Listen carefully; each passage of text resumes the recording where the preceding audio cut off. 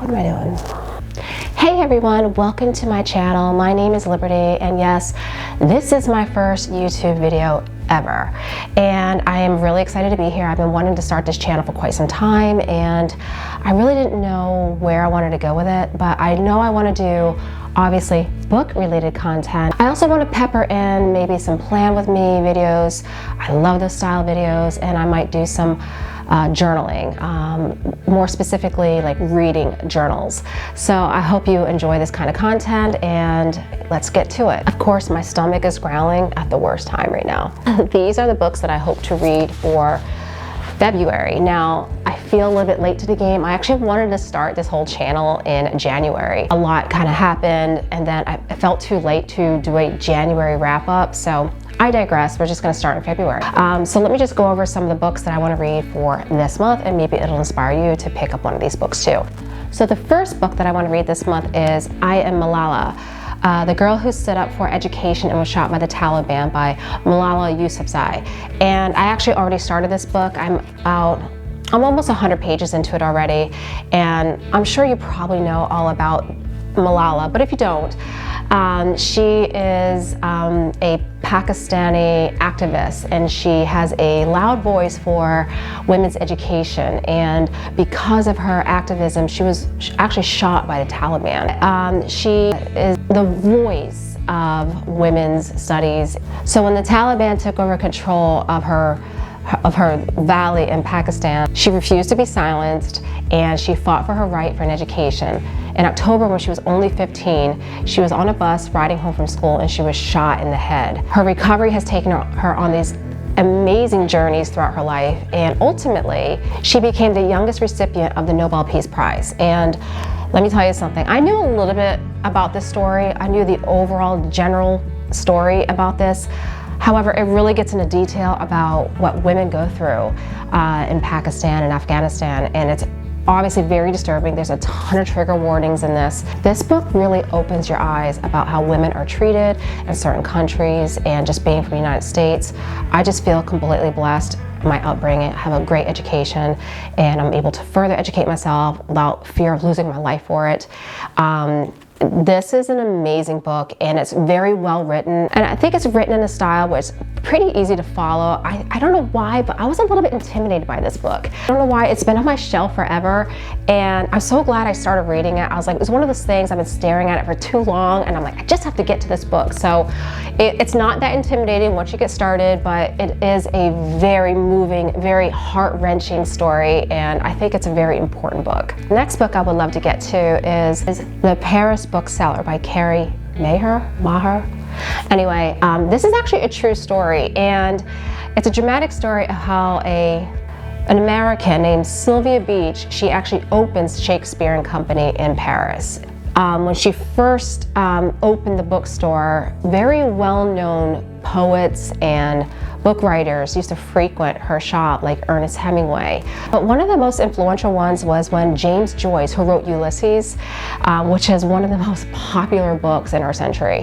When Ulysses was banned, from what I understand in this book, she actually publishes or prints this book in her shop. And it just really catapulted the shop into massive success and notoriety. And eventually other publishers were wooing James Joyce to take his work elsewhere, and so her shop becomes threatened. And her relationships that she has built with many authors was now, I guess, a little bit threatened. Her most cherished friendships are put to the test as Paris is plunged deeper into the depression, and many expatriate friends return to America. She faces painful personal and financial crises. Sylvia, the girl who started the bookshop, a woman who made it her mission to honor the life change and impact of books, must decide what Shakespeare and Company truly means to be. I've actually been to Shakespeare and Company in Paris. It is a delightful bookstore. If you're ever in Paris, you really gotta go. I believe, I really forgot, I think if you buy a book there, they put a stamp inside of your book to say that you were there. I don't know, I think it's one of those stores that do that. I go to so many bookstores when I travel, so but yeah, this just sounds like a good book, and people seem to really enjoy this book, so I'm really excited to start this one.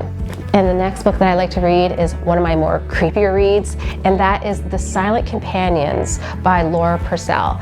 And this book just seems just creepy enough. I just can't wait to read it. I don't know why it's been on my shelf for so long, but I don't know a lot about it. But from what I understand, there is a woman, let me see if I can find her name, Elsie. There's a woman named Elsie. She is recently widowed, and she inherits her husband's estate. When she arrives there, the servants that live there, I guess, were kind of being standoffish, and the locals are a little bit standoffish against her. And it's revealed that there is a locked door within this mansion. And behind this locked door is a wooden figure that ironically kind of looks like Elsie. The residents of this place are terrified of this figure, and she didn't really think too much about it, but she noticed one day that the eyes were following her. So this just sounds creepy enough where it just, I can't wait to get into this book. It's a short book. I mean, I think it's well under 300 pages. It's 304 pages, so it should be a quick read, but creepy. Next is Thunderhead. Now, this is a trilogy. This is the second book of the Ark of a Scythe series. Really quick, the first book is called Scythe. It's by Neil Shusterman.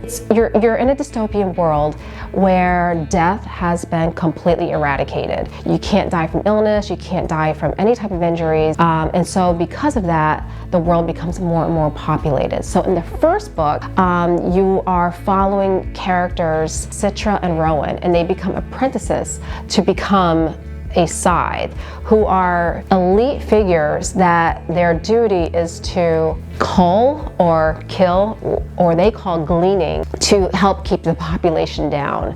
And within Scythe, you know, they're very elite, and they're highly regarded, and they're a little bit untouchable. So within the world of Scythe, there is something called the Thunderhead. Think of it like an iCloud, but much more advanced. It's like an AI, and it oversees everything on the planet. But it can't do anything for whatever scythes do. So if they do something a little bit uncolorful, they're not allowed to say anything. This Thunderhead can't really track or do anything about it.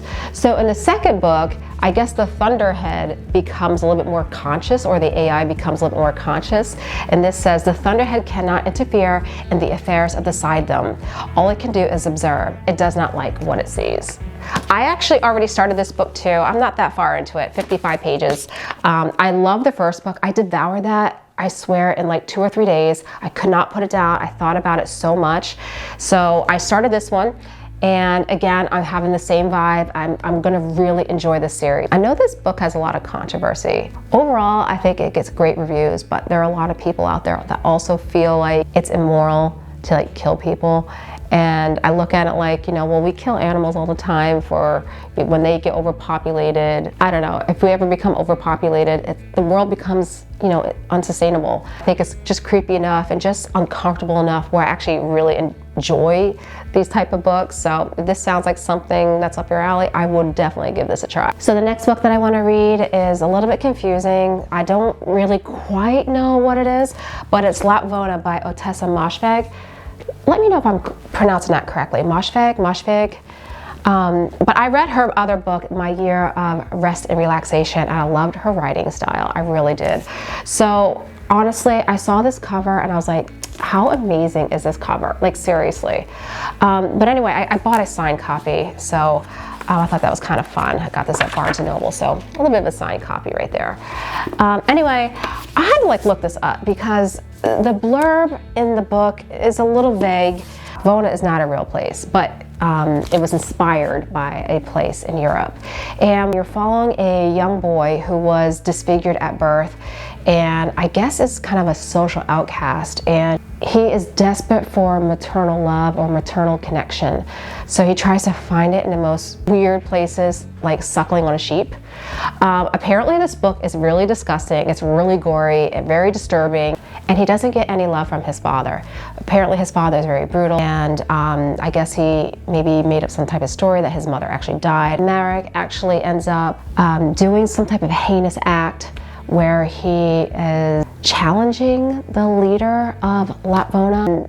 Pandemonium happens. They call it, it's like a complete chaos happens, where it's like Old Testament chaos, and famine happens, and where it says Old Testament pandemonium and devastating drought, murder, and the novel's choice brutality, the destructive power of godly fear. Again, it's kind of all over the map. I'm really confused exactly what it's about. It just sounds wonderfully weird and out there. So this is a book that I'm just totally gonna devour. Let me know if you read this and what your thoughts are. There's so many conflicting reviews about this book. Some people love it or hate it, and it's just all over the map. So let me know what you guys thought of this book. Another book that I feel like everyone is reading, and I saw this cover, I felt like I had to get it too. It's Bunny by Mona Awad. This feels like a Mean Girls vibe. You're following a girl named Samantha, and she's a scholarship student who prefers the company of her own dark imagination. And she is attending Warren University in New England. And she is completely repelled and disgusted by a group of girls who call each other Bunny. She receives an invitation to the Bunny's fabled smut salon and finds herself drawn to their front door, ditching her only friend in the process. And as she plunged deeper and deeper into the Bunny's world and begins to take part in their monstrous experiments, and edges of reality begin to blur. This just sounds really good. If you liked anything about Mean Girls, this just sounds like just a deeply, again, disturbing books. I love disturbing books. I don't know why. Maybe there's something wrong with me, but this just sounds like something that I would completely enjoy.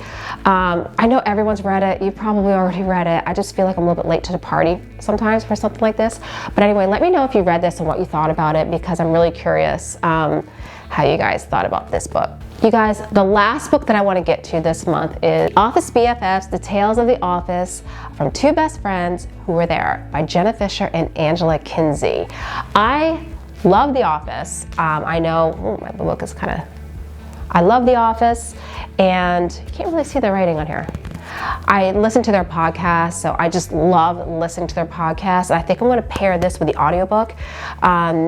It has like all kinds of great pictures, like all behind the scenes, and each chapter is written by one of the girls. So you have a whole chapter written by Angela, then you have another chapter written by Jenna. So you get both of their voices, both of their points of view, and this just sounds like a delight. I really enjoy their podcast, so I'm sure I'm going to enjoy this book. So that is it.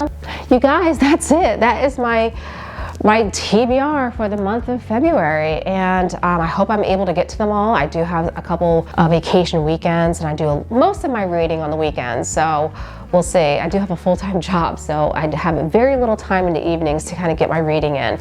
But anyway, let me know down below what your reading goals are for the month of February, what books you're really hoping to get to. I think my most anticipated book that's a priority is going to be Thunderhead, because I'm enjoying this series so far. Let me know which books are your priority. I love to get book recommendations from other people.